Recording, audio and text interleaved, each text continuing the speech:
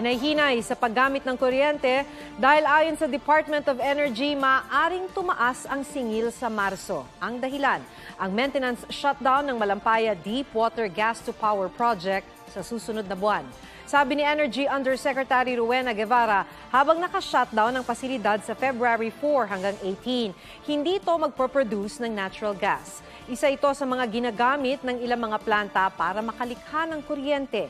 Dahil dyan, aasa muna mga planta sa alternatibong panggatong na mas mahal.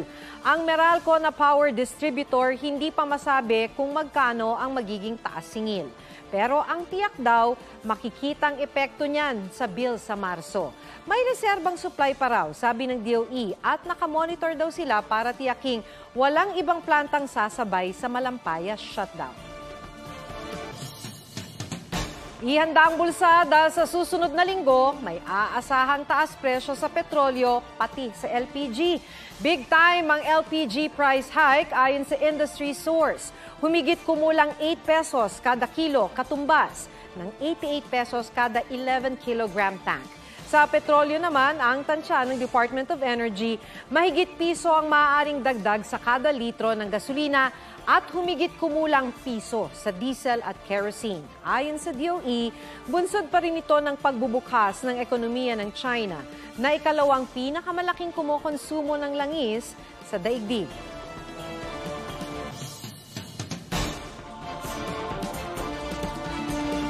Nabulabog ng nakakasulasok na amoy mula sa tumagas na chlorine ang mga residente ng Barangay Tinajeros sa Malabon. 300 ang nilikas, 8 ang naospital. May report si Katrina Son.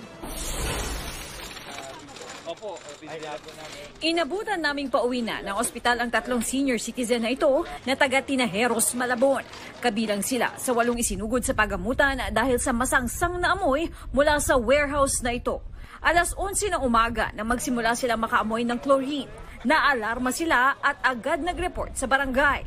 Sabi ko, chlorine yun. Nang pumasok na ako sa bahay namin, doon ko na naamoy na, kako iba na to. Sabi ko noon. Sabi ko yung mga bata, palabasin nyo na. Yun, nagbababaan yung mga apo ko. May nagsusuka, may nahihilo. Ayun, yung isang apo ko nasa ospital ngayon. So nung una, mild lang yung amoy, na-alarma na lang ako. Nung nakita ko yung mga bata sa tabi namin, na inuubo na, sumusuka na. Nasa 300 residente raw ang inilikas. Sa firewall daw ng warehouse kumalat ang amoy. This area is ang business nila ay oxygen for breathing at saka oxygen for acetylene. So maybe sometimes they need this chlorine for cleaning something or for sa chemical na ginagamit nila for oxygen for something. Sa investigasyon ng BFP, matagal nang hindi ginagamit ang warehouse. Positibo rin na chlorine ang masangsang na amoy mula rito. Nag-positive naman po siya sa chlorine based sa ating water tester. Sa loob nga ng lumang warehouse na ito nanggagaling yung masangsang na amoy ng chlorine. At para mabawasan o mawala yung amoy na yan, may mga buhangin ngayon dito na siyang itatambak o itatabon doon sa parte kung saan nagkaroon ng leak. Agad namang nakipag-ugnayan ng BFP sa may-ari ng warehouse na wala pang pahayag sa ngayon. Mag-aalas 5 ng hapon kanina nang pabalikin na ang ilang mga residente sa lugar. Katrina Son, nagbabalita para sa GMA Integrated News. Dagdag sa lead sa maaaring kinaroroonan ng nawawalang Cessna 206 plane, ang isang magsasaka na nakita raw ang eroplano bago ito mawala. Makikita naman sa video ng isang pasahero na maayos ang weather condition habang sila'y bumabiyahe. May report si CJ Turida ng GMA Regional TV 1, North Central Luzon. Maaliwalas ang panahon. Malinaw na makikita mula sa himpapawid ang mga tanawin sa ibaba. Yan ang videong naipost pa sa social media at kuha raw mismo ng isa sa 6 na mga sakay ng Cessna 206 plane bago maiulat na nawawala noong Martes malapit sa Nagilian Bridge sa Isabela. Ipinakita ito sa GMA Integrated News ng ina ng naturang pasahero. Ang liit ng eroplano nila, Kwento naman ng isa pang kaanak na si Ronnie Manaday sa Super Radio DZBB. Kasama dapat siya sa biyahe. Pero nauna raw siya nakarating ng Kawayan, Isabela. At may nabook na ring schedule ng lipad sa ibang airline kaya nahiwalay ng biyahe. Mas gustuin kong sumakay na sa bangka from Cagayan to Makunakon kaysa yung Cessna plane. hindi stability yung weather dito na bigla-bigla dito may turbulence, ganon kasi because of this terrain of Sierra Madre. Muling nagsagawa ng aerial at ground search ang mga otoridad sa Nagilian, Maconacon at Bibilacan sa Isabela. Gumamit ng telescope at nakipag-ugnayan sa mga katutubo para mas mapabilis ang paghahanap. Isang magsasaka ang nakakita umano ng puting eroplano sa bahagi ng Bibilacan habang papunta sa direksyon ng Maconacon Airport. Ayon naman sa Isabela Provincial Disaster Risk Reduction and Management Office, it turned right towards the Pacific Ocean, made a loop, and proceeded towards the mountain. Yung observation ng farmer, the aircraft disappeared in the clouds. Magpapalipad daw ang Air Force ng drone sa mga lugar na posibleng binagsakan ng eroplano. Tinayak naman ng binuong Incident Management Team na ginagawa nila ang lahat para mahanap ang nawawalang eroplano at ang mga sakay nito. CJ Torida, nagbabalita para sa GMA Integrated News. Update naman sa kaso ng pinaslang na model businesswoman na si Yvonette Chua Plaza. Iniimbestigahan na rin ang mga isiniwalat daw niya bago patayin noong December 28. Sa isinapublikong screenshot ng usapan ni Plaza at ng social media personality na si Sian Gaza, sinabi ni Plaza na nagkaroon sila ng relasyon ni Brigadier General Jesus Durante, ang itinuturo ngayong utak sa pagpatay. Binantaan din daw siyang papatayin kung hindi makikipagbalikan. Sinubukan na raw ng PNP Region 11 na imbitahan si Gaza para sa karagdagang testimonya. Hindi pa masabi kung ano ang sensitibong impormasyong nalaman ni Plaza. Pero sabi ng isang reliable source sa GMA Regional TV 1 Mindanao, video clip ito na may kinalaman sa trabaho ni Durante bilang commander ng 101st Brigade. Restricted to quarters na sa Fort Bonifacio si Durante. Ang naging tauhan naman niyang kasabwat umano na si Corporal Romart Longakit. January 11 pa raw nawawala dahil dinukot umano. Patuloy ang paghahanap sa kanya ng 10th Infantry Division, pati kay Private First Class Rolly Cabal na suspect din at nag-awol noong January 19. Wala pang bagong pahayag si Durante pero dati na niyang sinabi na kaibigan niya ang biktima at kaisa rin daw siya sa panawagang hustisya para kay Plaza. Isang barkong pangisda ng China ang sinaklolohan ng Philippine Coast Guard Eastern Visayas Command.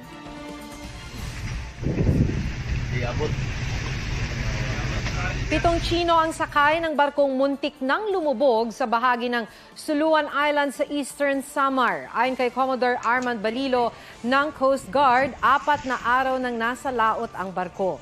Nabutas daw ito habang masama ang panahon at maalon sa dagat.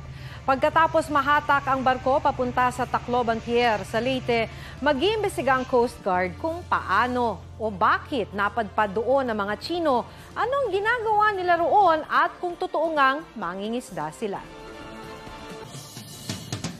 Sa mga madalas mag-book ng taxi, huwag makipagsapalaran sa mga hindi otorisadong ride-hailing taxi app. Ayon sa LTFRB, 2 ride-hailing taxi app ang illegal na nag-ooperate sa bansa. Yan ang InDrive na may operasyon sa 6 na lugar at ang Maxim na nasa mahigit 18 lugar.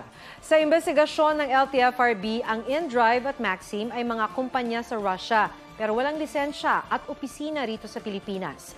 Nakikipag-ugnayan na raw sila sa Department of Information and Communications Technology para i-block ang mga ito sa mga app store. Manghuhuli rin daw ang LTFRB ng mga taxi driver na mabibistong pumapasada sa ilalim ng mga illegal na ride-hailing app. Yan ang kilos protesta sa Port-au-Prince sa Haiti. Makapal at maitim ang usok mula sa mga sinunog na gulong ng mga nagpo-protesta. Hinarangan din ang kalsada. Umabot ang protesta hanggang airport kung saan saktong papauwi na mula Argentina ang Prime Minister nilang si Ariel Henry. Umalingaw-ngaw rin ang mga putok ng baril. Ilan sa mga nagprotesta nagpakilalang mga pulis. Ipinoprotesta raw nila ang umunoy pamamaslang ng mga gang sa mga pulis. Noong nakaraang linggo lang, 10 pulis ang pinaslang ng mga gang. Arestado ang isa umunong hold-upper matapos hindi umubra sa mga babaeng empleyado ng isang remittance center sa Quezon City. Siya pala ang nasa likod ng serye ng pang-hold-up sa mga katulad na negosyo sa lungsod. May exclusive report si Emil Sumangil. Walang ano-ano'y pinasok na lang bigla ng isang lalaking naka-helmet ang pwesto ng mga teller sa remittance center na ito sa Baysa, Quezon City nito lang Lunes. Sinimot niya ang nasa higit 20,000 pisong pera sa kaka, pati ang isang customer na nasa waiting area lang damay. Kita sa CCTV na pinapasok niya ang mga biktima kabilang ang menor de edad na anak ng isang empleyado sa isang silid. Saka tumakas. Ang suspect natakip ng QCPD Masambong Police Station 2 kaninang umaga. Makaraang mabigong hold-upin ang isa pang sangay ng isa pang money remittance center sa Roosevelt Avenue. Ipinakita ng QCPD sa GMA Integrated News ang nangyari. Sinapak. Sinapak siya. Nagpagpunong matapang talaga. Mabubuti talaga. Mayroon silang lumaban. Hindi raw natakot sa patalim ang mga empleyada at pinagtulungan nila ang suspect na makikitang nanununtok pa. Natagatan ng kababayan natin. Hanggang nagpagpunong sila. Mayroon ko nga tinatawag na SBY point. Yung standby point namin dito sa AR ng Barangay Muñoz. Yung pagtawag ng ating empleyada sa ating kapulisan, in 3 minutes, nakaresponde po sila. Kaya nahuli po yung suspect. Ayon sa QCPD, ang suspect na Simon Argel Bacoy ang nasa likod ng holdapan sa mga remittance center sa lungsod. Itinanggi ito ng suspect. Dati na po pinagbintangan sir, hindi ko po talaga ginawa yun sir. Hindi kilala ka nung teller? Sa korte na lang po magsasaltat. Emil Sumangil, nagbabalita para sa GMA Integrated News.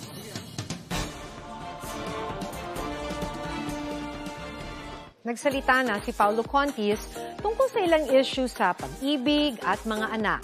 Throwback vibes with something new naman ang peg ng anniversary concert ni Christian Bautista bukas. May report si Lars Santiago. Parang tanda ko na. Sa Fast Talk with Boy Abunda, nag-open up si Paulo Contis tungkol sa kanyang love life. Lahat naman ng pwedeng gawin para i-save ang relasyon, ginagawa ko yun. Fact is, lahat ng mali ko, alam ko. Kaya ako nagsorry. Kaya nga ako lagi nagsusorry. Sinagot din niya ang mga tanong kung binibisita niya ang 3 anak o nagbibigay siya ng sustento. 2 ang anak niya kay Lian Paz, habang isa kay LJ Reyes. Dun sa sustento issue, hindi. I don't give. Again, I had my reasons why, but I'm saving for them. I have some savings for them that hopefully one day I could give them straight. Greatest fear daw ni Paulo ang tuluyang magalit sa kanya ang mga anak. Gusto kong bumawi sa 2. Yung kay Summer, biglaan kasi.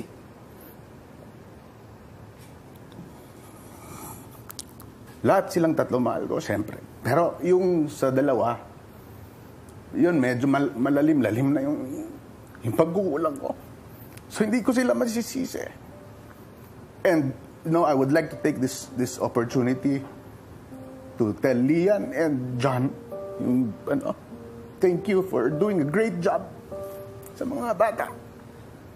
Kay Summer, ayun, may miss ko siya. Kasi sobra. Kasi yung pandemic, lagi kong kasama yun sa taping, sa so tapos biglang naputol.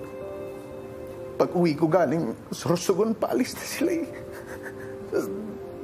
Hiling niya raw sa mga anak, maging magkaibigan lang tayo eventually. Okay ka na doon? Civil lang. Wag lang galit. Wag lang galit. Hindi ko kailangang mahalin nila ako. Kasi hindi ko yun masisisi. You make me believe that there's nothing in this world I can't be. Bukas na ang The Way You Look at Me concert ng Asia's romantic balladeer na si Christian Bautista. Alay niya raw ito sa fans na palaging all-out ang suporta at tiwala sa kanya. Patunay niya ang 2 dekada niyang successful showbiz career. May throwback vibes pero may something new rin daw sa concert. Some of the songs nire-rearrange namin para may bagong flavor ng konti. Changing some of the endings, some of the intros. Lars Santiago nagbabalita para sa GMA Integrated News. Simula bukas, mapapanood na sa TV at online channels ng Kapuso Network ang 32nd Dubai International Basketball Championship. At ang isa sa mga dapat abangan, ang pagsasama-sama ng ilan sa pinakamahuhusay na basketball players ng bansa. Kabilang sa koponan ang 3 imports na dating NBA players na sina Nick Young o Swaggy P, Reynaldo Bachman at Shabazz Muhammad. May mga bigating manlalaro rin ng UAAP tulad nila Jerome Lastimosa, JD Kagulangan, BJ Andrade at Inan Fornillos. Gayon din ang mga NCAA stars na sina Season 98 MVP Will Gozum at Benil Blazer star rookie Migs Ogzon. Excited ding dalhin ang watawat ng Pilipinas sa Dubai ang Philam US College basketball star na si Cedric Bearfield. Maglalaro rin sa koponan sina Kevin Kiambao, Justin Baltazar, Francis Lopez. Mula sa basketball practices hanggang sa tune-up game, bigay puso ang tinaguriang strong group na siyang pambato ng Team Pilipinas. Ang 32nd Dubai International Basketball Championship ay mapapanood sa GTV sa January 28, February 4, 11 at 18 ng 6:15 p.m. Sa GMA naman, mapapanood ito sa January 29, Feb 5, 12, 19, tuwing alas 10 ng umaga. Gayon din sa online sa GMA Sports YouTube channel. At para naman sa mga kapuso natin abroad, mapapanood nyo yan sa mga GMA International channel.